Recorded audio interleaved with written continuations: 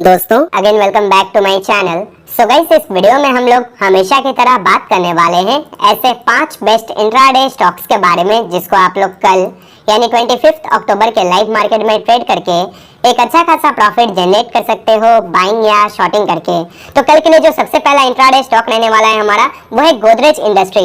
इस particular stock के 1 our के टाइम फ्रेम में अगर आप देखिएगा तो यहाँ पर एक काफी स्ट्रॉन्ग रेजिस्टेंस ट्रेंड लाइन का फॉर्मेशन हुआ है, जिसको मल्टीपल अटेम्प्ट करने के बाद आज के दिन गोदरेज इंडस्ट्री ने ब्रेकआउट करके एक काफी पॉजिटिव क्लोजिंग किया हुआ है। अगर हम 15 मिनट के टाइम फ्रेम में जाकर देखें तो ब्रेकआउट के पहले आप देखेंगे तो यहाँ पर एक माइनर सा हॉरिजॉन्टल लेवल का रेजिस्टेंस जोन भी है। अलोंग विद दिस ये जो रेजिस्टेंस जोन है ये कहीं ना कहीं एक bullish invert head and shoulder pattern का नेकलाइन की तरह भी काम कर रहा है।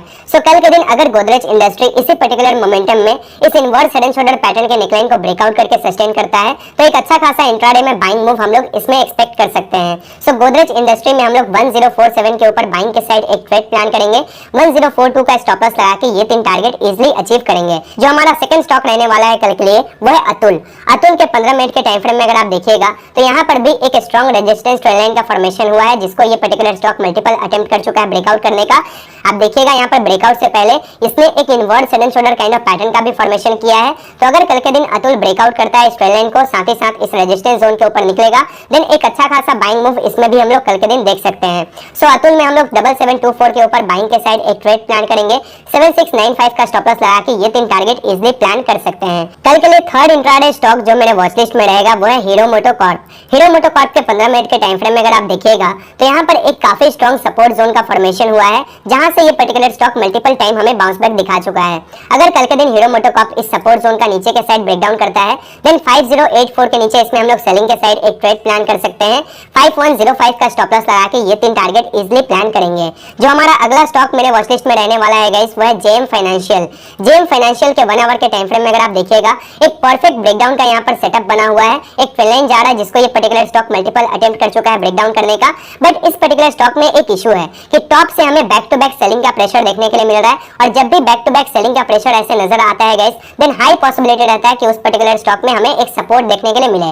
बट यहाँ पर अगर कल के दिन जेएम फाइनेंशियल इस पर्टिकुलर ट्रेंड लाइन को ब्रेकडाउन करके 135.7 के नीचे 5 मिनट के टाइम फ्रेम में एक बेरिश क्लोजिंग कैंडल का लो ब्रेक करे देन 50 से 60 पैसे का स्टॉप लॉस लगा के इसमें हम लोग सेलिंग के साइड 1:2 आरआर रेशियो के लिए एक ट्रेड प्लान कर सकते हैं। कल के लिए जो हमारा आखिरी स्टॉक रहने वाला है गाइस वो है द आरमैक्स। इस पर्टिकुलर स्टॉक के 1 आवर के टाइम फ्रेम में अगर आप देखिएगा तो यहाँ पर एक काफी स्ट्रॉन्ग रेजिस्टेंस ट्रेंड लाइन का फॉर्मेशन हुआ है, जहां से ये particular stock multiple time rejection face कर चुका है। अलोंग विद दिस यहाँ पर हॉरिजॉन्टल लेवल का भी एक माइनर सा रेजिस्टेंस जोन है।